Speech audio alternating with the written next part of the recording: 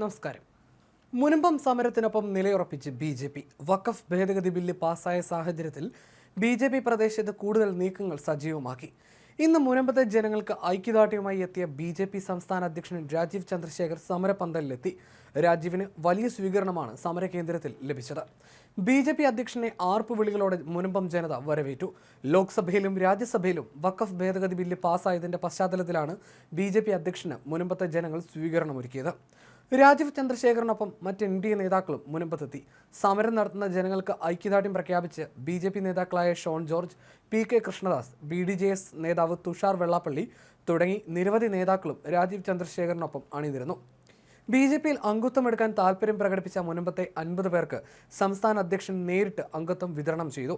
പാർട്ടിയിൽ ചേർന്ന ഓരോരുത്തരെയും ഷോൾ അണിയിച്ച് രാജീവ് ചന്ദ്രശേഖർ സ്വീകരിച്ചു. തദ്ദേശ തിരഞ്ഞെടുപ്പിലടക്കം ബി.ജെ.പി. മുനമ്പത്ത് ശക്തമായി നിലയുറപ്പിക്കും. തദ്ദേശ തിരഞ്ഞെടുപ്പിലെ സ്ഥാനാർത്ഥി നിർണയമടക്കം സമരസമിതിയുമായി ആലോചിച്ചാകും തീരുമാനം. അതേസമയം വഖഫ് ഭേദഗതി ബില്ല് പാർലമെന്റിൽ പാസ്സായതോടെ മുനമ്പത്തെ പ്രശ്നങ്ങൾക്ക് പരിഹാരമാകുമെന്ന ബി.ജെ.പി. അവകാശവാദത്തിൽ പ്രതീക്ഷ അർപ്പിച്ചിരിക്കുകയാണ് സമരസമിതി. ബില്ലിന് മുൻകാല പ്രാബല്യമില്ലെന്ന കേന്ദ്രമന്ത്രിയുടെ പ്രഖ്യാപനം ആയുധമാക്കി യു.ഡി.എഫും സി.പി.എമ്മും ബി.ജെ.പി. വാദം തള്ളി. ബില്ലിനെ അനുകൂലിക്കണമെന്ന ആവശ്യം എം.പിമാർ അംഗീകരിക്കാത്തതിൽ വേദനയെന്ന് കെ.സി.ബി.സിയും പ്രതികരിച്ചു. വഖഫ് ബില്ല് രാജ്യസഭയും കടന്നതോടെ മുനമ്പത്ത് ഭൂസംരക്ഷണ സമിതിയുടെ നേതൃത്വത്തിൽ ആഹ്ലാദം ശക്തമാണ്. പ്രധാനമന്ത്രി നരേന്ദ്രമോദിക്കും കേന്ദ്രമന്ത്രി സുരേഷ് ഗോപിക്കും അനുകൂലമായി സമരക്കാർ മുദ്രാവാക്യം വിളിച്ചു. ലോക്സഭയിലും രാജ്യസഭയിലും വഖഫ് ബില്ലിനെ അനുകൂലിച്ചവരുടെയും എതിർത്തവരുടെയും പേരുകൾ സമരപന്തലിൽ കെട്ടിത്തൂക്കിയിട്ടുണ്ട്. സുരേഷ് ഗോപിയുടെ ചിത്രത്തിന് താഴെ താങ്ക് യു സാർ എന്നും രേഖപ്പെടുത്തിയിട്ടുണ്ട്. എം.പിമാരെ തിരിച്ചറിയുന്ന രീതിയിലാണ് സമരപന്തലിൽ പേരുകൾ രേഖപ്പെടുത്തിയിരിക്കുന്നത്. സമരപന്തൽ സന്ദർശിക്കുന്ന ബി.ജെ.പി. നേതാക്കൾക്ക് വലിയ വരവേൽപ്പ് നൽകാനാണ് സമരസമിതിയുടെ തീരുമാനം. സമരത്തിന്റെ 174-ാം ദിവസമാണ്. 14 മണിക്കൂർ നീണ്ട ചർച്ചകൾക്കൊടുവിലാണ് ബിൽ രാജ്യസഭയും കടന്നത്. വോട്ടെടുപ്പിൽ 128 പേർ ബില്ലിനെ അനുകൂലിച്ചപ്പോൾ 95 പേർ എതിർത്തു.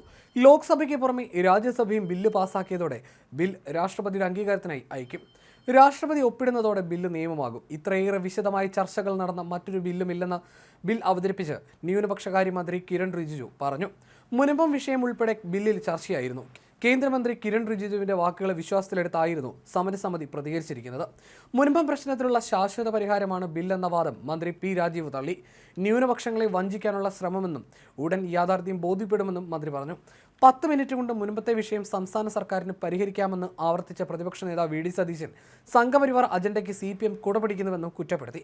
മുനമ്പം ജനതയെ കുടിയൊഴിപ്പിക്കരുതെന്ന നിലപാട് മുസ്ലിം ലീഗും ആവർത്തിച്ചു.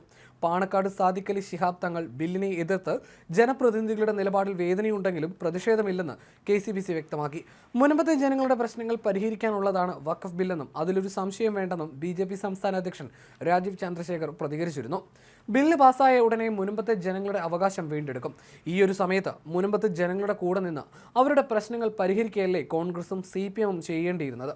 മുനമ്പത്തെ ജനങ്ങൾക്ക് ശരിക്കും ഒരു പ്രശ്നമുണ്ടാകുമ്പോൾ ആരാണ് അവരുടെ കൂടെ നിൽക്കുന്നതെന്നും ആരാണ് പാർലമെന്റിൽ നുണ പറയുന്നതെന്നും ജനങ്ങൾക്ക് മനസ്സിലായിട്ടുണ്ട്.